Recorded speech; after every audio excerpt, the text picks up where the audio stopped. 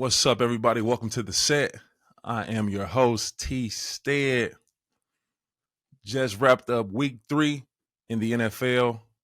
This was an insane week of football. Insane. So many dramatic finishes, so many upsets, it was crazy. Crazy. Very fun week of football. Sunday was just trying to go through all the channels and keep up with all the games. It was crazy. Had the week kicked off with the Miami Dolphins versus the Buffalo Bills Thursday night. The Dolphins fell short in a 31-21 loss to the division rival Buffalo Bills to fall to 0-3. Also, my New Orleans Saints took a butt whooping. They were on the bad end of BTA episode, and they are sitting at 0-3. So, for me, in the early stages of my retirement, I have yet to experience a win. I'm sitting here with my squads at 0-6. Am I the problem? What is going on? I figured it would be more growing pains for the Saints to start the year. Very young offense. Spencer Rattler taking over the reins at starting quarterback. He's getting more experienced. He's doing some phenomenal things too. Let's not overshadow that. But I figured it'd be more growing pains for the Saints. Kellen Moore in his first year. The Dolphins, I'm surprised at this start. Falling to the Colts week 1 the way that we did, losing to the Patriots in dramatic fashion, losing to the Bills as well. So this 0-6 start is not cool. It's not fun. But we're not going to stay here. And we're not going to dwell on the negatives. So people that know me, or as you guys are getting to know me, I'm a pretty positive guy. Optimistic guy, very solution-based in life and in general, and everything. Very solution-based, very forward-thinking. This is challenging. No question about it. 0-3 Saints, 0-3 Dolphins, very challenging. We're going to get more in detail of what happened in these 2 games this past week. And I'll offer my opinion on solutions or where I see the team going from here. I'll start with the Dolphins. As I mentioned, the Dolphins fell to the Buffalo Bills Thursday night, 31-21, in a pretty back and forth game. And I'm looking at the stats. I'm going over all the analytics on my PFF database. PFF T-Stead, shout out to the guys. And very, very, insanely identical box score. From snaps, offensive snaps, defensive snaps, red zone, third down, turnover battle. That's the one outlier. We'll get to that. That's the one outlier. But as I'm looking first downs, rushing first downs, passing first downs, penalties, it is a very, very, it's crazy how close the box score is from both teams, both sides of the ball, and special teams. How do we fall short? Very simple. The Bills made more plays. The Bills made a few more plays than the Miami Dolphins. The Bills made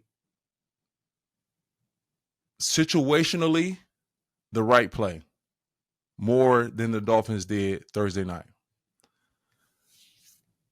Some of the Bills' best players that tried to make a play, that really did something like an extra effort to make a play, the outcome was they made the play. Some of the Dolphins' best players that put in extra effort to make a play, it counterfired in really bad situations. For the Buffalo Bills, as I know from playing them guys a nice amount of times, and me and Mitch Morris talked about it on the show last week, they are a very, very sound, well-coached, very disciplined team. This is not a team that will beat themselves. It's not a team that'll be caught out of position often. It's not a team that will have many negative snaps on offense. It's not going to be many tackles for loss, not many sacks. So you have to play clean football. You have to try to be mistake-free, which is almost impossible. Every team makes mistakes. Bills make mistakes too, don't get me wrong. But week in and week out, what makes them really good is their consistency.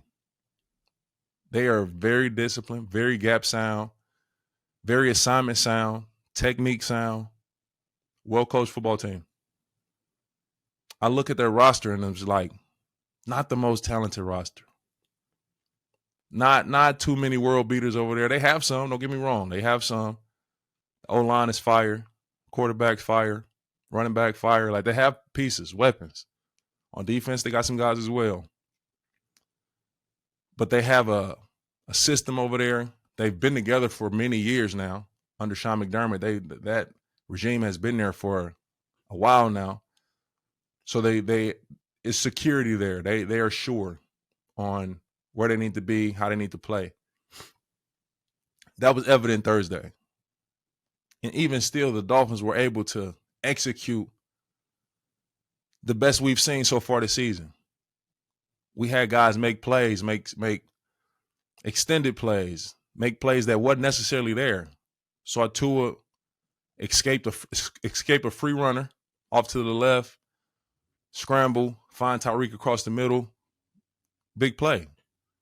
We saw Devon Achane slipping past, getting into the second, third level. We saw Ali Gordon get hit in the backfield, take that for 18. Saw Jalen Waddle on multiple fourth downs, multiple big third downs. So we saw a lot of what we want to see every week, every chance we get, every chance they get to step on the field. We want to see that from these guys. Now, as I said, the box score was really close. And the difference is, while Buffalo Bills are 3-0 and we're now 0-3 from this game, we had the turnover. We had the roughing the kicker. And we had a big 2nd and 16 miscommunication defensively. We had, on that 2nd and 16, we had two guys cover the shallow cross to take the flat. And we left Elijah Moore wide open in the middle, big conversion. And they were able to turn that into points. Just in that moment, that late in the game, you got them backed up, and that conversion hurt bad, just as bad as the roughing the kicker. I spoke on that in my immediate reaction video on Zach Sealer trying to make a play. You never want to question your great players. They become great players because they make great plays. And you don't make great plays without having the balls to try to do so, without really going in to do so. So with Zach Sealer, and I don't condemn him for the effort, trying to block the punt. Situationally, that's the worst thing that can happen. Roughing the kicker. That's the worst thing that can happen. The defense settling in, got a good rhythm going, and you get them off the field. You get Josh Allen to the sideline. That's the worst possible thing that can happen.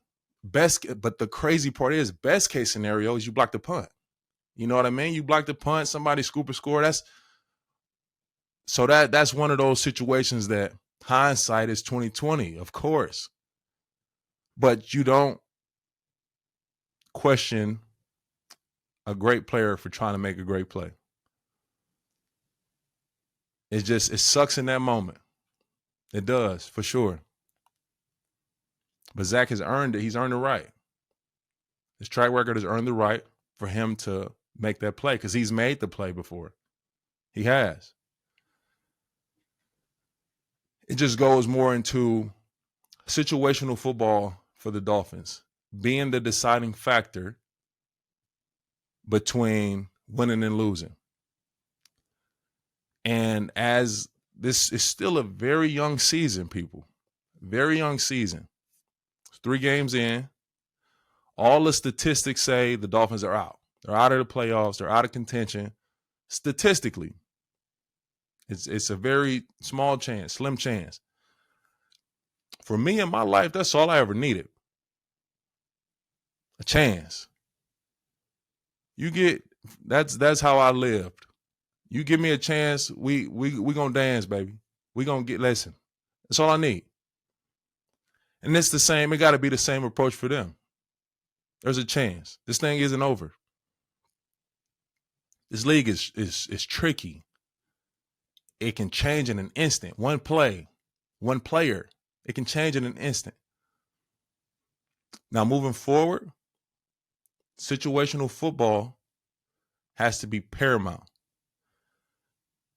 The Miami Dolphins need to be flawless in situational football, which is unfair, damn near impossible. But that has to be the goal. That has to be the mindset and intent. When you're down and when you're in a hole, the margin for error is very small. The window for mistakes is very small. Like the type of football the Miami Dolphins will have to play for the duration of the season is very, very high level football. Very high level football, high IQ team ball. Winning the turnover battle on a weekly basis. Establishing the run game, hitting explosives, letting the pass rushers eat. They have to play high level football for the rest of the year. Are they capable? I still believe so.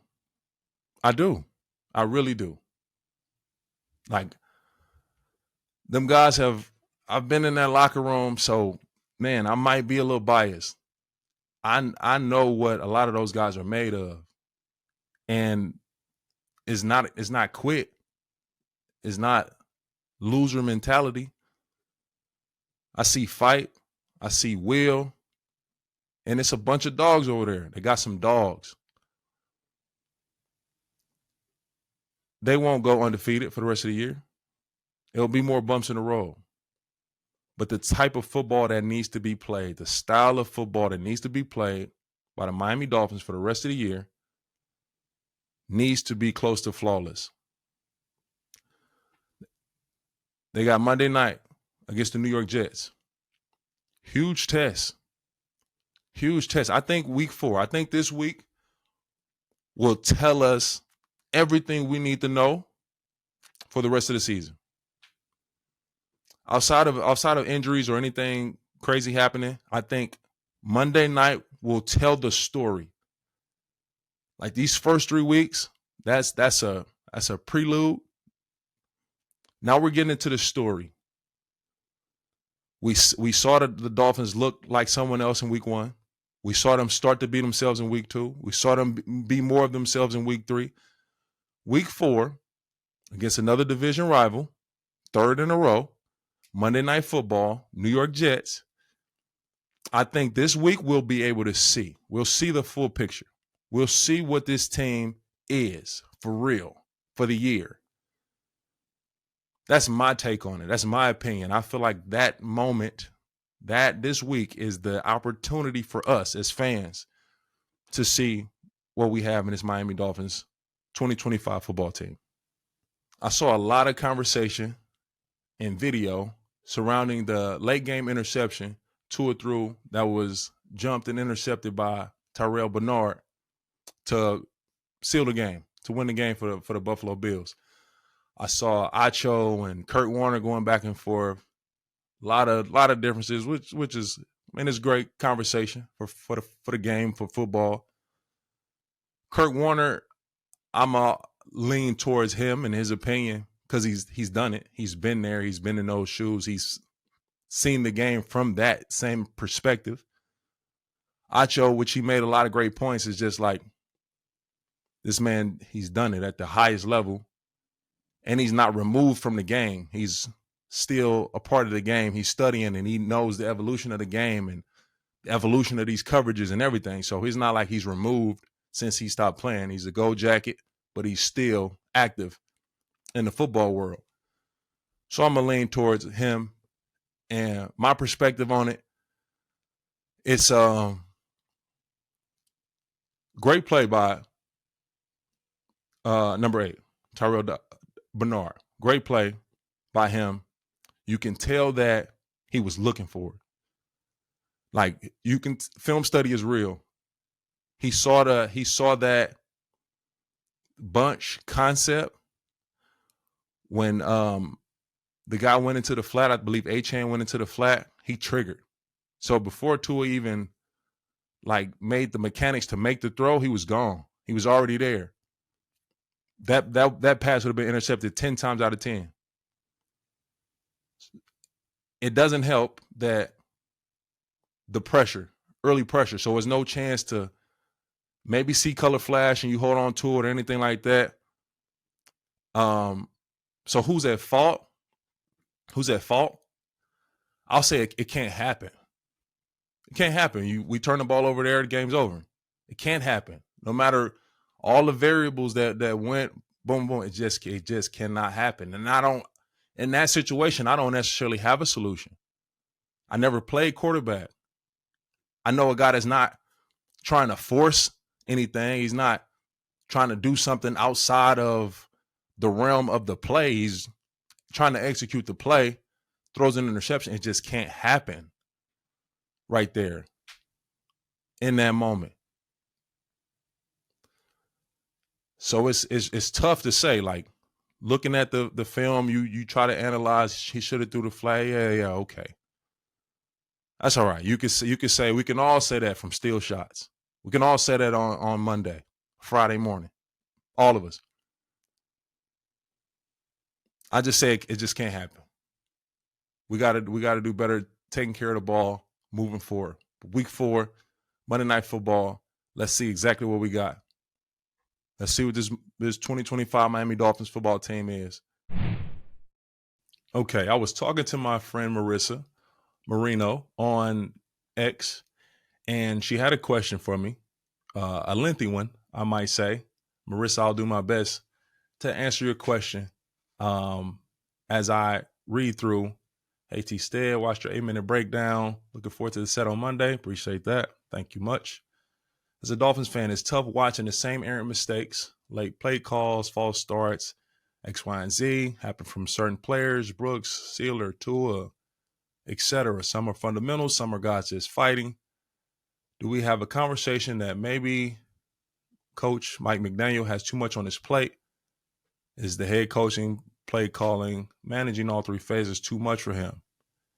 And should he hand over play calling duties to someone else? Is that to be considered? Marissa, I appreciate the question. Honestly, I don't have all the answers, right? I do have my perspective and my opinion on it. A lot of the pre-snap penalties has to be eliminated. Like, if you aspire to be a good team, to be a great team, those self-inflicted wounds are few and far between.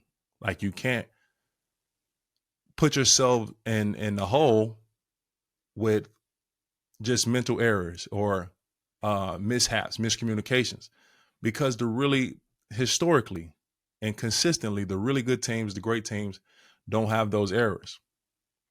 You know what I mean? They really do a great job at not beating themselves. Like Buffalo, I speak on Buffalo. I'll give them their credit and their consistency. Same for the Eagles. Those guys are pre-snap penalties are minimal. They are consistent. They know exactly what they need to do, and they want to put themselves in the best possible situation to win, play in and play out. For the Dolphins, this is something that showed up in the preseason. Honestly, wasn't too much of a problem the first couple weeks. I'll take that back. For the Dolphins, this is something that has to get corrected. We're looking forward to week 4, right? We're looking forward. We seen week 1, we wash our hands with. Week 2 and 3, we saw more of Miami Dolphins football and the way that we want these games to be played. Now, to go finish and go win these games, these things have to be addressed and have to be cleaned up. We look forward to week 4. Let's see. In my opinion, I think week 4 will show us everything. The guys had 10 days to rest the body, get prepared, really study these Jets, and just and to self scout too, to be able to see, all right, what areas we need to improve on, and to be prepared and just ready to show a well orchestrated football team, a well functioning system, a well oiled machine. That's what we need to see week 4. After those 10 days, having that extra time to prepare and clean up the mistakes and the mishaps. Now's the time to see it. Like, let's see it. Week 4, Monday Night Football against the Jets at home. Let's see it. Let's see all of the teachings and coaching and stressing the emphasis points and all those things. Like, as far as Mike, and I don't think he has too much on his plate. I don't. I think he's capable. This is his 4th year as a head coach. It's been a lot of change, coaching staff changes and personnel changes. Every team has it. Every team has their issues. Every team has areas that they want to improve in. All those things for sure. I think Mike is capable. I think he's capable of getting it done, managing what needs to be managed. The situational football has to be better as a team. Offense, defense, special teams. From coaches and players, individual players too. Situational football has to improve drastically and fast. It has to, in order to make this season anything, which is still possible. It's not too late, but their margin for error is smaller now. They've dug themselves into a hole. So in order to get out of that hole, everything needs to start going up now. Everything needs to start progressing forward. So that's what needs to take place. And we will see Monday night. That I think that's the time that everything gets to show its face. And Marissa, on your second question, you had in late game, as far as Tua, in late game situations, must score situations, his track record is nearly non-existent outside of the Ravens game. What did I see on film the past 2 years to show that he can rise? I disagree there, Marissa. I think that he has done it. I think we've seen him time and time again go and execute late game situations, whether it's before halftime, 2-minute drill, go get points, or late game, go get points, tie the game, take the lead. We've seen him do it. I'll even reference Michael Castellanos, and under the tweet, he said, the Jets 24, Bills 24, Cowboys 23, Rams 24, Chargers 23, 49ers 24, and more. And more, too. Games that I was right there and seen him create and extend plays and make plays, and we go take the lead or tie the game up. You know what I mean? So it has happened, but the expectation is so high because we've seen him do it, and we need to see it again. We want to see it again. We want to see Tua lead the Dolphins down the field and go take the game with no time left, take the game over. You know what I mean? Like, that's the expectation that we had. That's the standard that we have for him, which is okay. Let's not lower that. Let's not adjust that. He wants that high standard too, and let's do it. Let's like I say, I'll point to week 4. Let's see it all come together. I think this would be a chance to really see what this 2025 Miami Dolphins team is and what they'll look like moving forward. Next, I have the voice in the face of New Orleans media joining the show once again. This is becoming a weekly occurrence. I hope you don't try to send me an invoice or anything. It's my guy, Nick Underhill. I know how much you made, man. So like, I feel like I probably could invoice you a little bit. Like, you know, Oh I no, documented all those figures. I was in the math like Kai Harley, man. So I maybe I will. Maybe I will. I'm broke, man. I do not have nothing. Man, I seen them What's up? Cartier shades and the chains. I can't It's play broke with fake. me. It's fake, bro. That's You the get a thing check. about when you get some money, when people think you got money, you can wear all the fake stuff. So you're gonna try to play me like Mitch. I'm broke. I'm broke. You Nah. feel me? I don't have nothing. Nothing. All right, Nick. Let's man, dog, we gotta talk. We have to get into this game.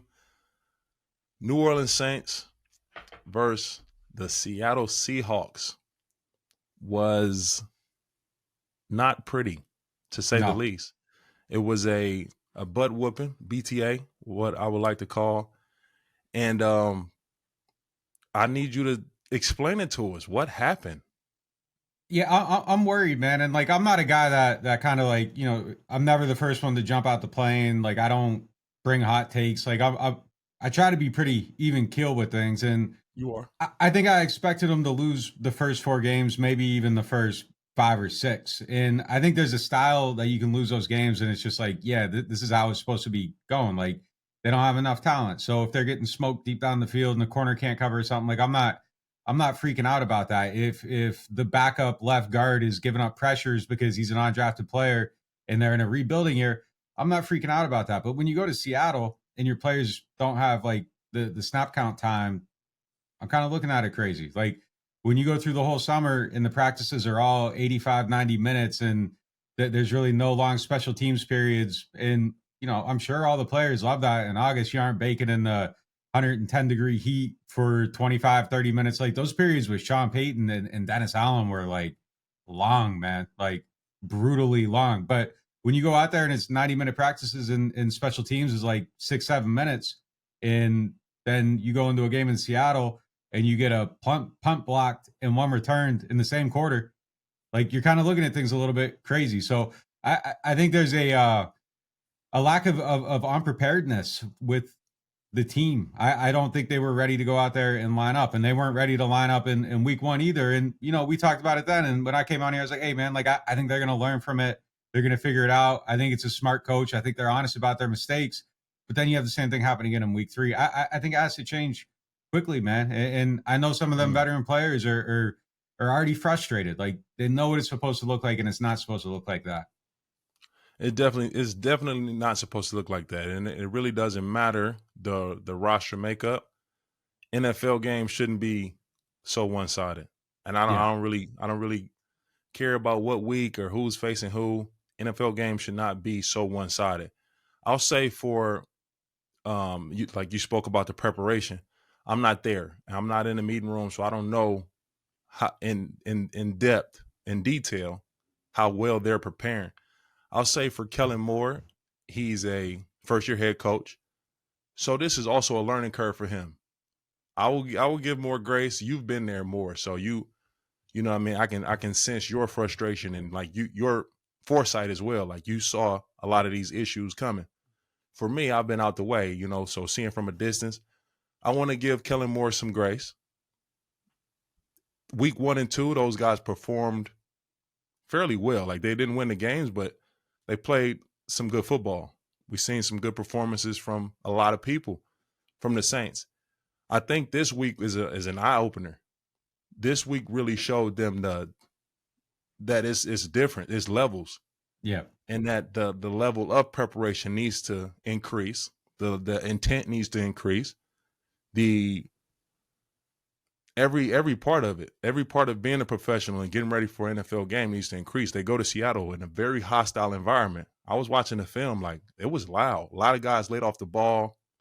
The silent cadence, the mechanics, the mechanisms were off a bit, and that's a learning curve. Like Kelvin Banks being laid off the ball sometimes. The Yep. offense, you know, people releasing is very fragmented. You see that from a team that's young and hasn't got that much experience. So I'll offer Kellen Moore some grace for this week. I think this is a learning opportunity for them guys to see that as levels. and know they got to get their stuff together and get it together fast. Yeah, I think this week is kind of the line for that. Like I'm at that point too. Hey, look, he's I think he just turned 37, first time he's a head coach. Like there's going to be some ugly stuff, but here's one stretch of plays like 4th and 1, tush push, false start. They get penalized for it. They punch return for a touchdown. They get the ball back, 1st and 10, false start, 5-yard run on the next first down. 2nd and 10, false start. 2nd and 15, holding. 2nd and 25, 4-yard pass. 3rd and 21, a declined holding penalty. 4th and 12, punt blocked. Like that's, ooh, that is, yeah. And it's like 3:20 in the afternoon by then. Like, not 20 minutes of football time, like 20 minutes of like real life time. And it's just like, oh, well, this game's over. Like they went out there 3 days early to get ready and to get acclimated. And like, they didn't look prepared at all. Like, it's just, that's a bad look. So I think from here, like a lot of people now are just like, all right, man, like you can't send us out here to just get beat on like that. Like if the team's not good enough, I think intellectually people can look around and be like, all right, like these are young guys, you got to learn. But like, if you're somebody that's decorated and knows what it's supposed to look like, that is not, I think you have a hard time in that locker room after the game. And there was definitely some of that after the game. Damn, really? What was the feel in the locker room from some of the guys?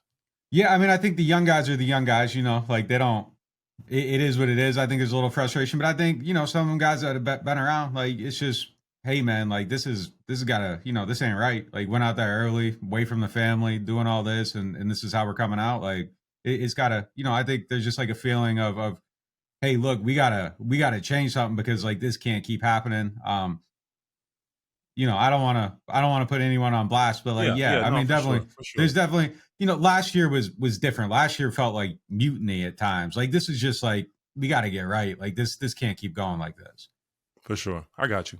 Yeah, no, that sequence that you just spoke of, that it just can't exist.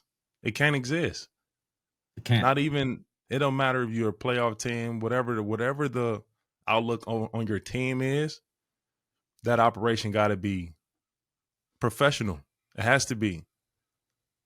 Look, I'm counting on those guys to get it fixed, man. To get that part fixed alone, like the operation to look more uniform, to put a product on the field that looks like, all right, we're here to compete. You know what I mean?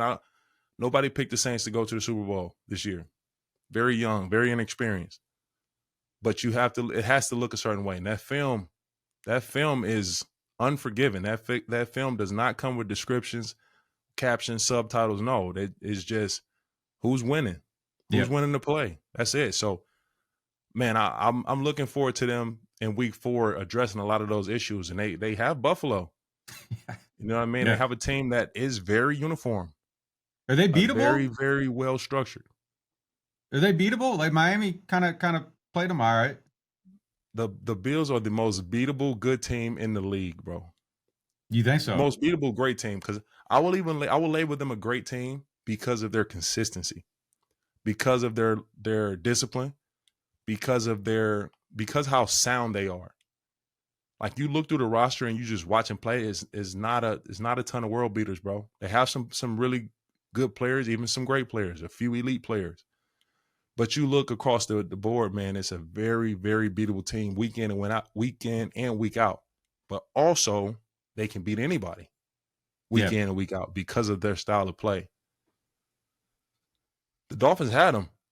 Dolphins had their chance, man. They were right there. The Bills just made more plays situationally too. Like in the right situation, they found a way to make the play. Do you think that was maybe like a Thursday night division thing that made it a little bit more even, or like the Bills are ripe to be took if it's there? No, it's always been like that. It's always been like that. It was my 6 times playing the Bills, 7 times playing them in the last 3 years. It's always been back and forth. They blew us out probably once, pretty bad. But other than that, it was always dogfights down to the wire. We beat them once at home, but we lost a few at last second field goals. They execute in high pressure situations. They don't waver. They stick to what they know. They do what they do well. They're consistent, man. They're consistent. But they are very beatable. Very beatable. What's the key to beating them? You got to play clean football. If you go to Buffalo or you play against Buffalo, you're highly penalized. You're turning the ball over. You're gonna lose. You're gonna get blew out. But if you play clean ball, you play clean ball, cut out all the pre-snap penalties. You protect the ball, and you go possession for possession. They get the ball, you get the ball. You can beat them. No question about it. There's nobody over there that's just going to take over the game. Josh Allen, he can get going. He can do his thing. So you try to contain Josh, keep him in the pocket, which he can deliver from the pocket, but he's much better when he's scrambling, especially going right. But on their defense, there's nobody that's just like, hey, make sure we slide to that guy. Don't throw it next to this guy. Not one person. Not one person. So they're very, very beatable, but they're really, really consistent. Doesn't sound good for the Saints if they show up like this. Yeah, I agree. That is probably this is. Hey, listen, I think it's an opportunity because this is the worst possible matchup. You find that you're going against a team that is very secure, very disciplined, very sound. You've shown last week that you do not have you're unsound, undisciplined with a lot of the pre-snap penalties and mishaps, block punts, punt returns, all that. That's a lack of gap discipline. So this is the perfect opportunity to me. You go against a team that's extremely consistent, extremely disciplined. Let's see how you match up. Perfect opportunity. I would feel better about them maybe like catching them slipping too if Miami hadn't played them so close. Like I don't like them coming off that game and then having 10 days like to think about it and sit with it. You know, like the old trap game thing. For them, bro. Okay. No different. They're gonna do what they do. They're gonna do what Buffalo Bills do. They're gonna run the ball, play action. Josh gonna scramble a little bit, and on defense, they're gonna rush forward. They're gonna play zone. That's it. Right. That's it. That quarterback's a monster, though, man. Josh he's a beast. He's a beast. He's a beast, bro.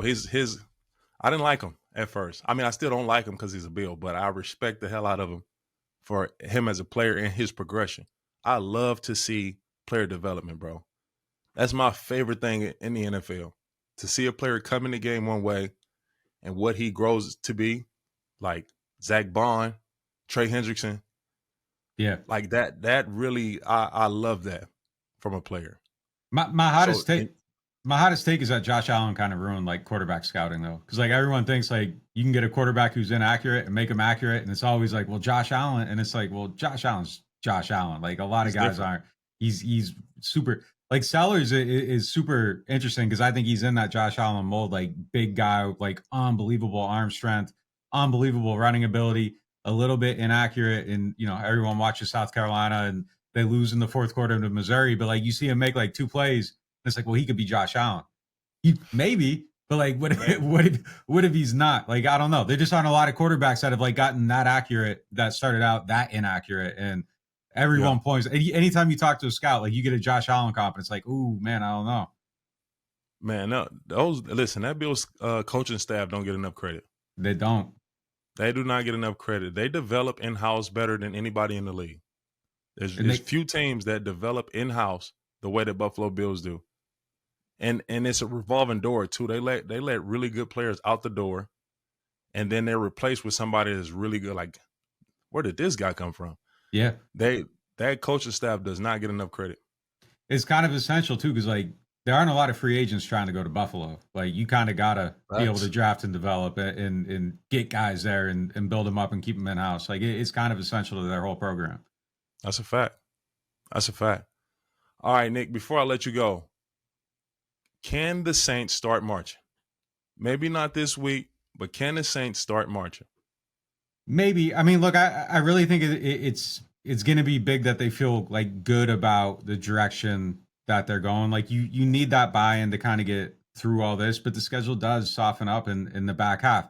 The big question is week 9, you got that trade deadline looming. And if you lose this week and then you lose again to, I don't know, the Rams, like that's week 9, Tampa's in there, and you start trading some guys away, which I think is going to probably be something that we see happen. I mean, there's a few that I think just probably won't be here come November. But that schedule softens up. Like I think they can play some games and feel good about it. I have doubts about Kellen Moore that I didn't have before yesterday, but I still think he's an extremely intelligent person, and I think he's going to learn to be a head coach. He's just got to develop faster and just make sure that it isn't discouraging as he's going through his growing pains. So, yeah, I think they can. Like, I'm not all out. I don't think it's like the end of the world one and done situation, anything like that. Like, I think they'll get some footing, and by the end of the year, I think they'll feel okay about their direction. Question is like, do they feel good about the quarterbacks? Like yesterday was probably an iffy day for Rattler, but like I don't know how you really evaluate a guy against that Yeah. front when you're down 21-3 and like they're throwing all their exotic stuff at you now and you can't run the ball and play action's not believable.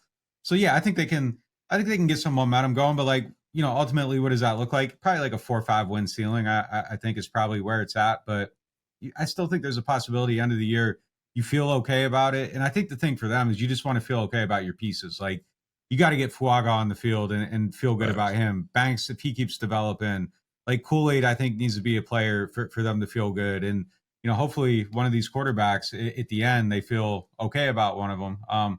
If you're in that situation, I think you're okay with kind of whatever the record is. I got you. I got you. Make perfect sense.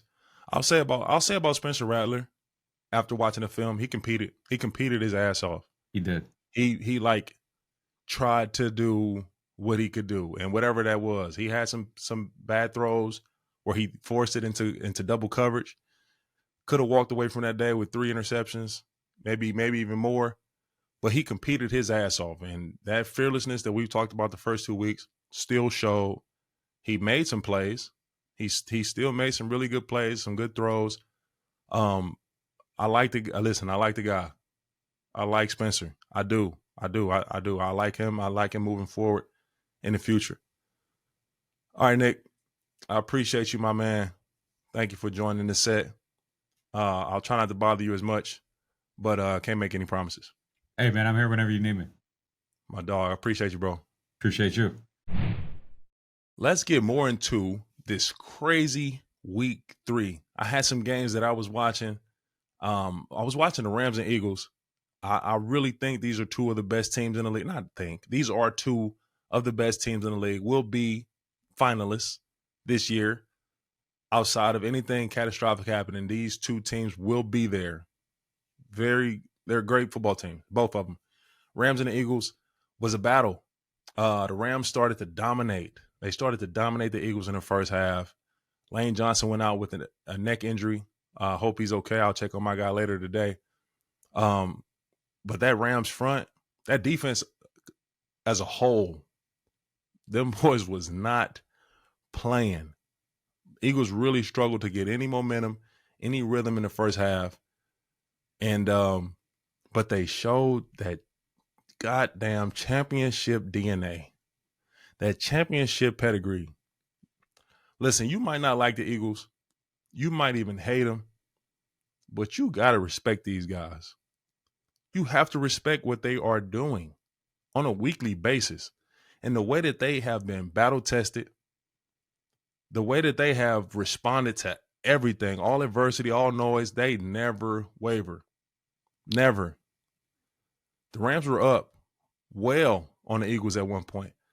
Man, these folks started storming back.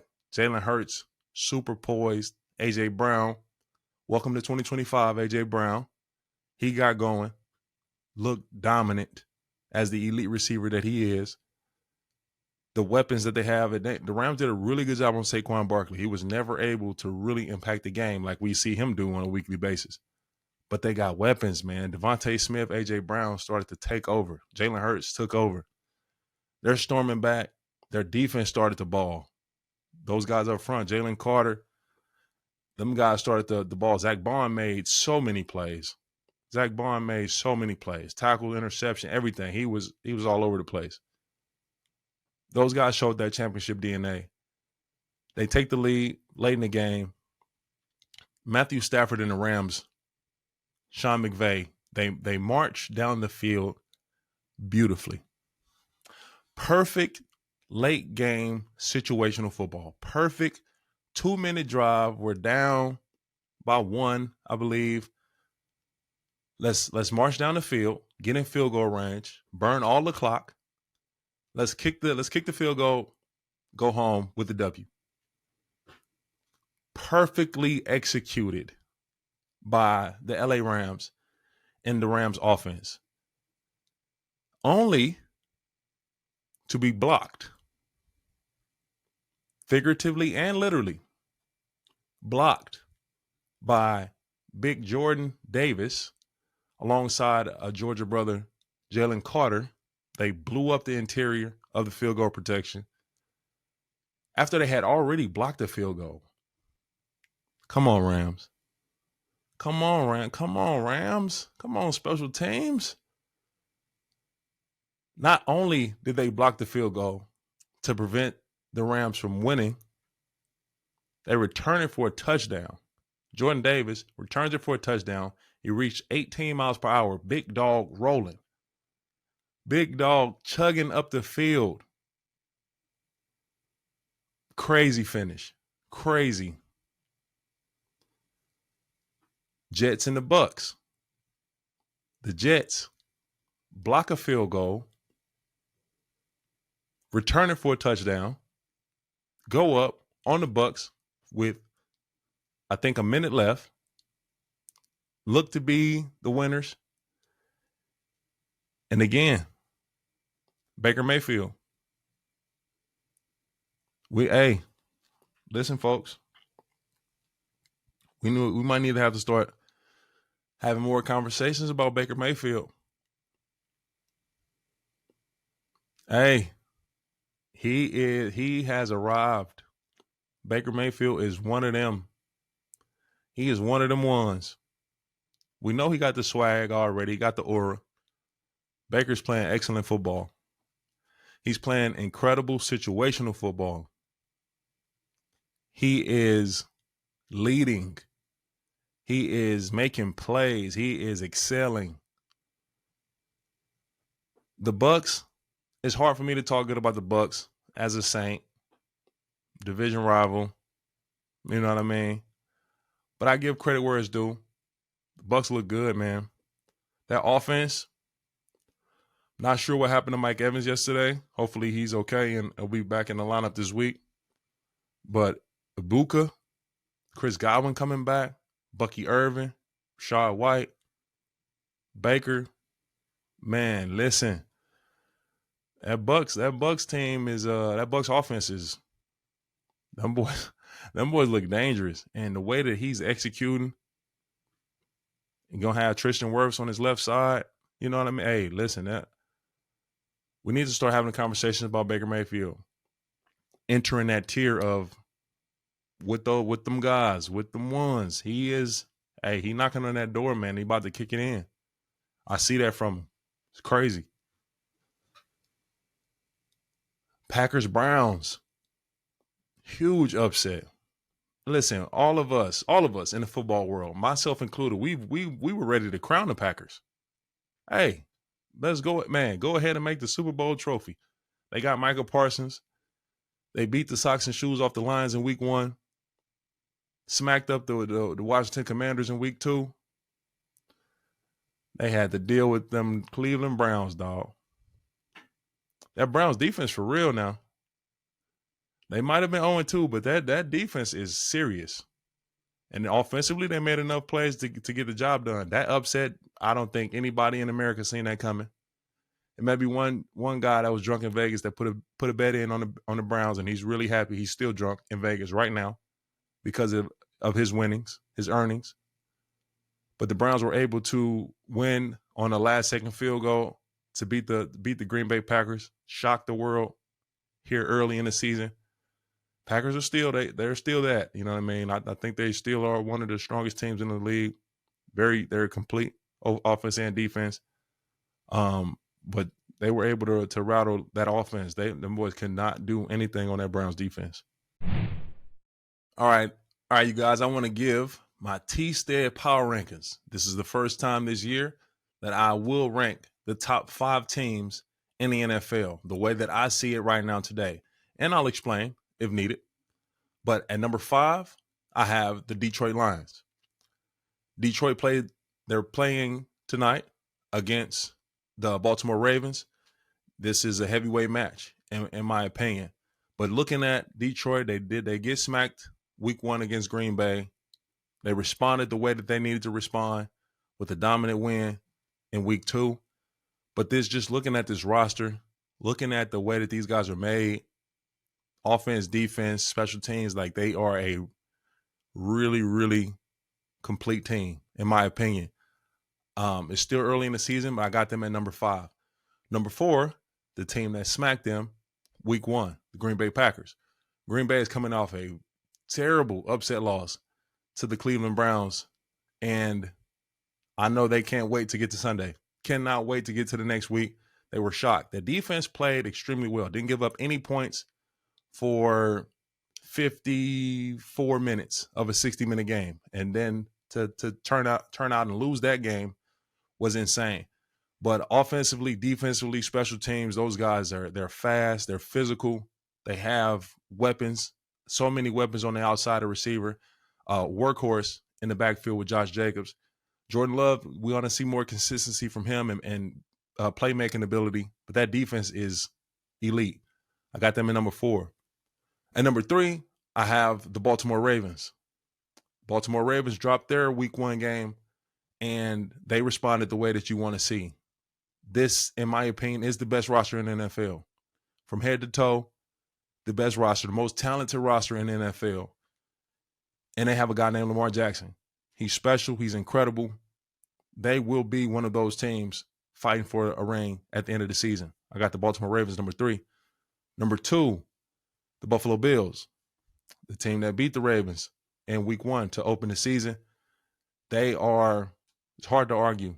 It's really hard to argue with them. That their consistency, discipline, the way that they play football is very high level, high IQ football. They're in every game. They can beat anybody. It's really hard to argue with them. Josh Allen MVP, reigning MVP, and he's trying to make a push for a second one. Buffalo Bills, number 2. And number one, I have the defending Super Bowl champions, Philadelphia Eagles. They were in a dogfight yesterday against a team that's right on the cusp of my power rankings, which I feel that they are the Rams. I think the Rams are a top 5 team, but they didn't make the rankings this week after yesterday's loss. But the Philadelphia Eagles, they're the champs. They are the champs. They're sitting at the top of the hill. They're sitting on the throne, and they are daring anybody to come knock them off. They want all the smoke. They win games in different fashions, low scoring, high scoring. It really doesn't matter. They are number 1 until someone can change that.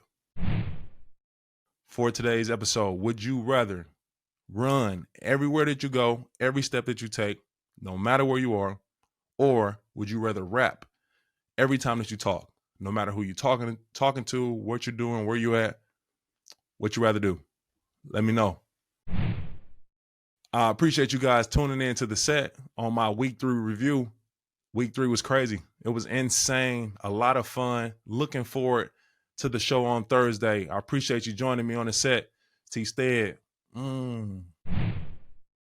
Thank you so much for tuning in to the set with T-Stead. Please remember to like, share, comment, and subscribe. We are here every Monday, every Thursday, live on the set. Peace.